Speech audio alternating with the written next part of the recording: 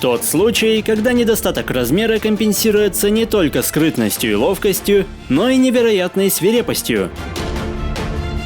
Настоящий мастер засады, который раз за разом оттачивает свои смертоносные тактики, и от него нет спасения не только на земле, но и на высоких деревьях.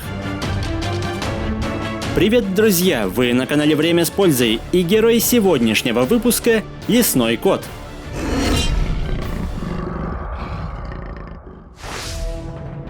Лесной или дикий кот – типичный представитель семейства кошачьих, но помимо внешнего вида с домашними питомцами он имеет не так много общего. Его обширный ареал обитания включает Европу, Западную Азию и даже Африку. Тем не менее, лесной кот остается одним из самых малоизученных кошачьих планеты. При длине тела около 60 см, масса котов в среднем 5 кг. Несмотря на скромные размеры, этот зверь занял прочную нишу среди лесных обитателей, и его боятся не только мелкие птицы и грызуны. При этом главным козырем становится скрытная атака, но даже при удачном сближении с добычей охота оканчивается успехом далеко не всегда. Снежная зима заметно добавляет сложностей в преследовании. Невзирая на относительно небольшой вес, хищник не может перемещаться беспрепятственно, ведь его ступни не слишком широки, в то время как более легкий кролик совсем не проваливается.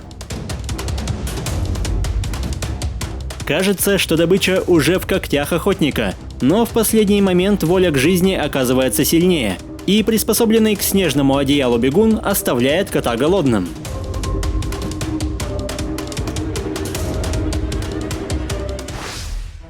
Но с приходом лета все может измениться. Дикий или европейский кролик превосходно замаскирован в любое время года. На фоне травы он почти незаметен, но у кошек превосходно развиты все органы чувств, и обоняние издалека подсказывает, где затаилась жертва. Свое неважное зрение кролики компенсируют отменным слухом, поэтому, чтобы подобраться незамеченным, кошке приходится тщательно планировать каждый шаг. Задача усложняет совместный образ жизни, ведь любой из компаний, заподозривший неладное, может обратить в бегство все семейство. Спешка не приводит ни к чему хорошему, и хищнику приходится начинать все заново. Мягкие подушечки на лапах гарантируют бесшумное перемещение, что имеет ключевое значение при охоте на такую добычу.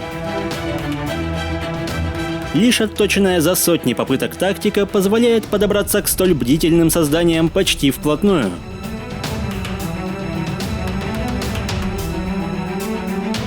Кролики очень быстры и маневренны, поэтому у кошки есть всего несколько секунд, чтобы завершить погоню. Эффект неожиданности делает свое дело, и острые когти помогают остановить беглеца. Конечно, такая добыча велика и не совсем обычна для охотника, но когда дома ждет целое семейство, выбирать не приходится. Учитывая компактное тело и втяжные когти, дикий кот способен уверенно перемещаться по деревьям, что спасает его не только от хищников и любопытных глаз, но и открывает новые возможности для охоты. Чувствующие себя в безопасности птицы даже не догадываются, что среди ветвей может затаиться столь смертоносный хищник. Конечно, лишь тщательное планирование атаки позволяет приблизиться к ничего не подозревающей мишени. Через каждые несколько шагов кот замирает, чтобы обдумать следующий ход, пока наконец не оказывается достаточно близко для атаки. Молниеносная реакция помогает схватить цель, а врожденная гибкость позволяет удержать ее и довести дело до конца.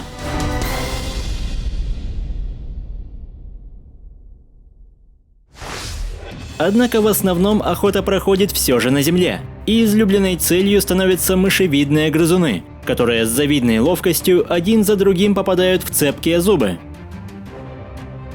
Скорость решает далеко не всегда.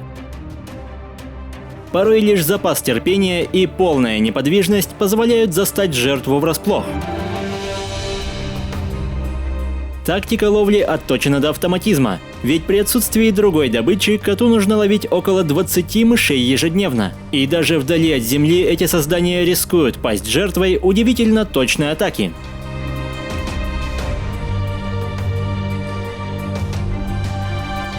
Мощные задние ноги помогают прыгать невероятно высоко, что в сочетании с ловкостью способствует выполнению сложных акробатических трюков, и даже самая труднодоступная мишень за несколько секунд оказывается в кошачьей пасти.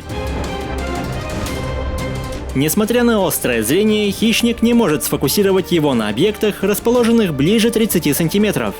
И в этой ситуации на помощь приходят многочисленные усы. Это невероятно важный осязательный орган с множеством нервных окончаний, который дополняет и без того внушительный охотничий арсенал.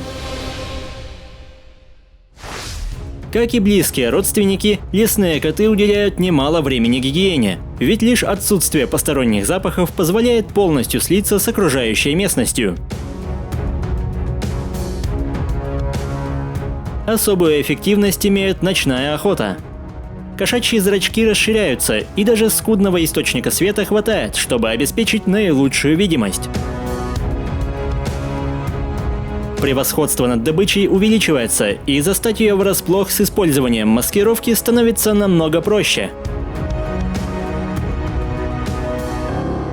Зачастую еще живая жертва относится к подрастающему поколению, и котята используют эту возможность, чтобы улучшить пока еще скромные навыки охоты.